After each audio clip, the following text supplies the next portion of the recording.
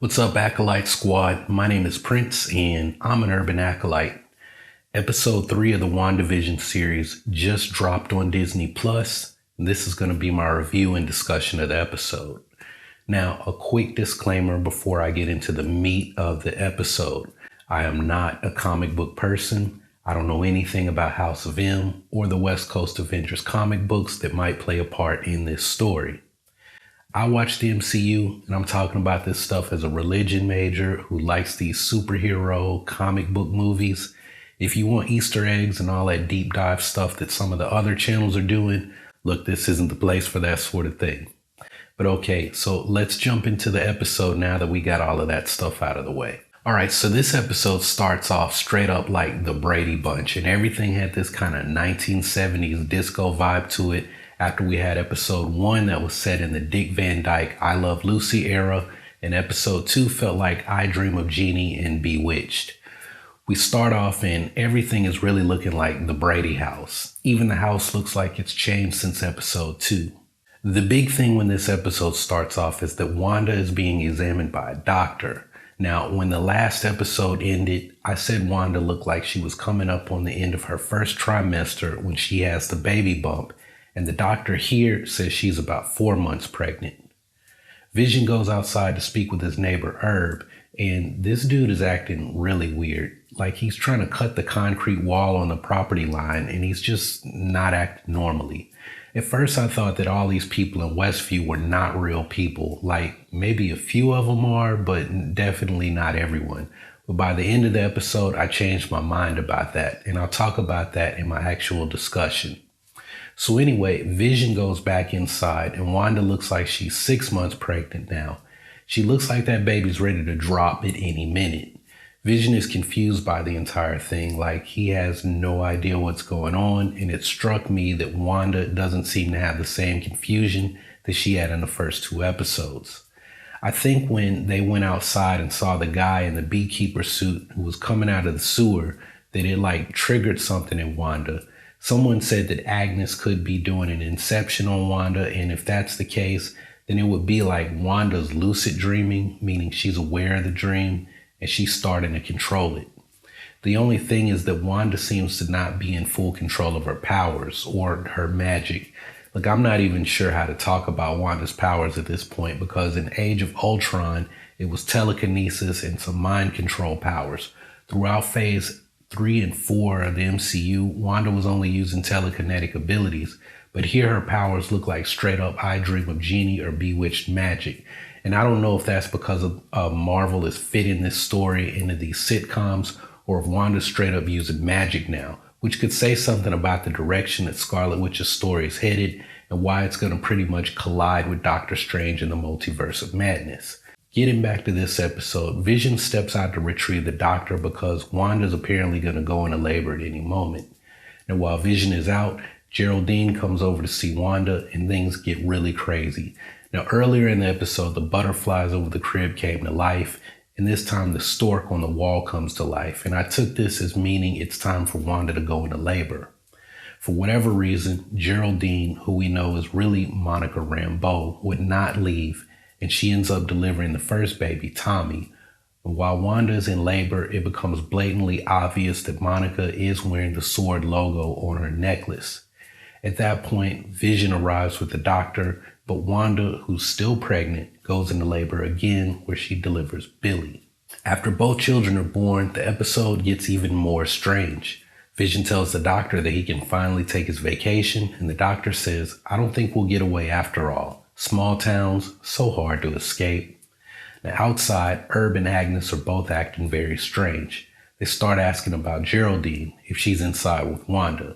They tell Vision that Geraldine is different. She has no home, no family. Now we know that Monica does have a home and a family. We saw her as a little girl in Captain Marvel. Carol Danvers is her play aunt, and her mom is Maria Rambeau, who was the Air Force pilot who flies under the handle Photon, which is one of the names of Black Captain Marvel, Monica Rambeau. Also Spectrum.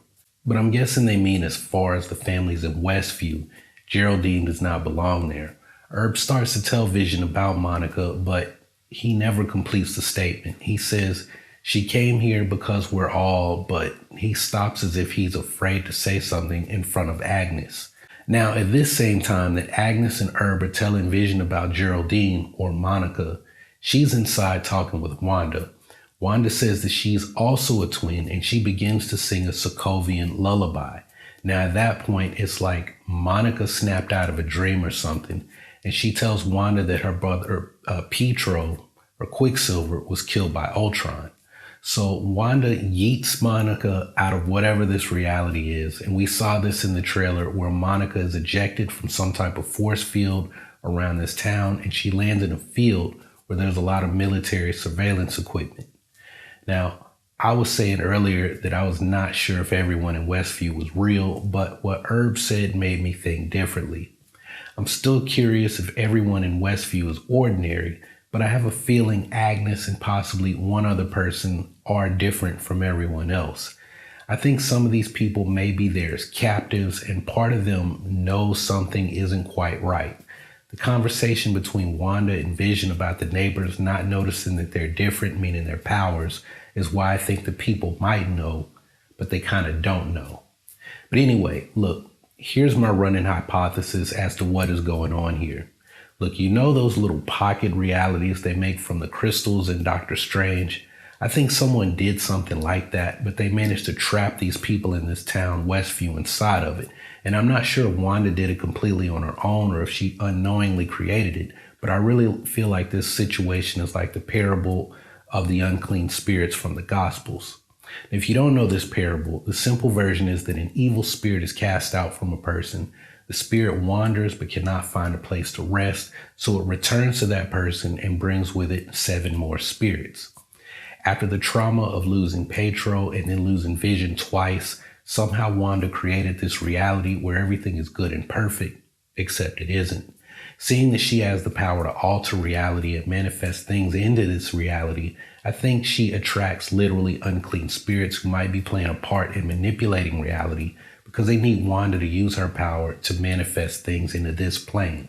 Think about it. We had the idea of unclean spirits and demons introduced in Doctor Strange. I mean, what do you think Dormammu was? I know that Mephisto plays a part in this story involving Wanda's children. Mephisto is mischievous like Loki, and I seem to recall him being associated with illusions and lies. But what if Mephisto could make things manifest by controlling Wanda? So that's my hypothesis for what's actually happening here. Wanda knowingly or unknowingly has created this reality, and now she's allowed demonic forces to enter this realm. Maybe they can only exist inside this construct, which could explain why Agnes was so worried about Wanda being left alone with Monica, because maybe Monica was really sent there as part of S.W.O.R.D. to rescue the people of Westview who were trapped in the construct. Agnes is working for Mephisto, or she is Mephisto, and she wants to keep the construct going till she's able to get whatever it is that they need out of Wanda. Maybe it's to push Wanda to learn the full extent of her powers. I mean, hell, I don't know. Maybe they want Wanda to open a portal to the underworld. I'm open to any guess right now. And like I said, I'm no expert on Marvel. I don't know any of the comic book references. I'm just looking at the story and saying what I think as a person who studied theology and myth. But anyway, what did you guys think about this episode? Are you completely confused like a lot of people are, or do you feel like this story is unfolding exactly how you thought it would? Let me know your thoughts in the comments below, and I'll be checking back to see what you have to say.